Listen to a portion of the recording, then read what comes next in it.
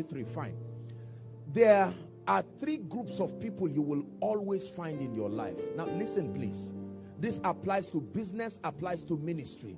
Number one, those who love you and passionately believe in you, regardless of results. They are ready to die with you. Ruth and Naomi, your God will be my God. Your people will be my people. Give them the option to leave you. They will come back again. They are called bond servants. It's as though they are in slavery, but it's love that has constrained them, not force. These are the men that came to David in the cave of Adullam. There was no hope. David was a frustrated failure in the cave of Adullam. But they left the pleasure of the palace and came. They covenanted with themselves that David, we will make you king. All kinds of people. Pastor, anyone that is not in the cave of Adullam should not be in the palace with any man of God. If you cannot endure the embarrassment of the cave, you do not deserve to be featured in the palace. Longevity in church should not be the basis for leadership. It is the covenant of conviction backed up by a determination to submit to the man and the grace. So you will find these people. Let me tell you something that will shock you, and I want you to really believe me. If you find 10 of this kind of people in your life, you are about the most fortunate person on earth today. I repeat, if you find up to 10 of these kinds of people in your life, you are about the most fortunate person that will love you for no reason. They are not interested in results. Result is only an addition, a consolation to why they are with you. They will die with you and they will die for you. Greater love had no man than this, than a man not only willing to stand with you, but willing to give his life for you.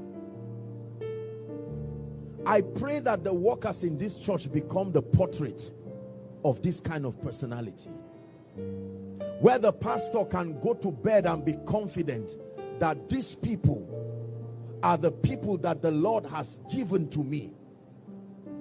Number two, there are people who they don't love you as a person, but they love what you represent and they love what it means to them. Are we together? So if you are anointed, they love the anointing, and since you are the custodian of the anointing, they will continue to partner with you for as long as there is progress. The day they find an option that is faster and higher than you, they will go in a heartbeat. They are more concerned about the result than the person. So for as long as the church or the business is rising and increasing, they love it. Pastor, I love you. Did you see the wheelchair? Pastor, I love you. I mean, we just bought these sounds. I mean, Pastor, where did you get 100 million naira? I mean, you just got favor with the president. I'm seeing your photos everywhere.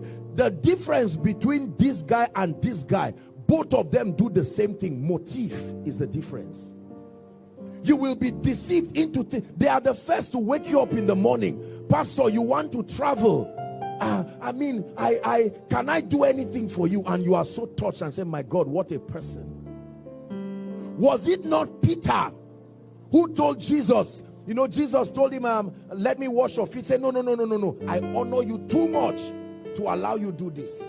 And brothers and sisters, in a heartbeat, Peter ran away.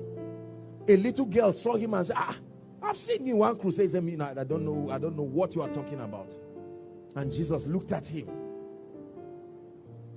They don't love you. They love what you represent. They love your progress. A majority of the people you find in church are here. There's nothing wrong with partnering with a man, and then, I mean, there is a dimension of leadership that is motivated by results. But brothers and sisters, listen, let me tell you the truth. In the days that we live, your love and your commitment must be beyond result for you to be fruitful. So you find these kinds of people. The third are people who don't like you. They don't even believe in what you stand.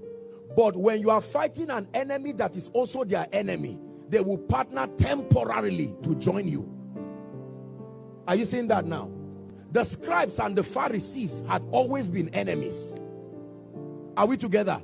They had arguments about the resurrection. They hated themselves. But at this point in time, they discovered that Jesus came. He was a bigger enemy. And so they came together as a team. Do you know, once upon a time, Barabbas was a capon. He was a destroyer.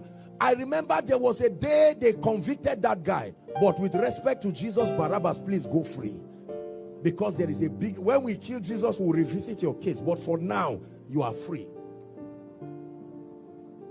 Are we together? They hate you. They will talk bad about you in the office.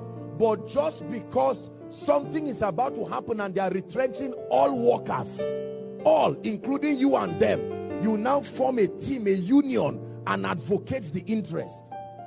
When, well, not much of religious crisis happens here, but down north where I am, when there is a religious crisis, no one will ask whether you are from this church or this. A Christian is team 1. A non-Christian is team 2. When the crisis douses are now asked, what did you even say you were before? You see, so you are going to find these kinds of people. Let me tell you this. All the three are important in your life. This one makes you wise. This one keeps you on your goal. This one helps you know those who are worth committing your life. You cannot, if all you have are these kinds of people, you will be consoled, but you will never produce results. Because chances are that you become weak, knowing that whether or not you produce results, they are here for you. It will be unfair to just keep them loyal and not produce results. So you need these kinds of people. They will make you know. They will pressure you to produce that result. And the presence of these ones will make you wise. It's better to live with a wise enemy than a foolish friend. A friend loves you the way you are. An enemy challenges you. You must be smarter. He expands your horizon and your thinking. Listen, in a great house, there are all kinds of vessels. In a great house, in house of David, there are these people. In Koinonia, there are these people. Everywhere, every business. It is up to the man of God to sustain discernment, so that when you want to appoint people in a department that has to be result oriented, you know that it takes more than loyalty. You need somebody who is passionate about results. Are we together now? Yes.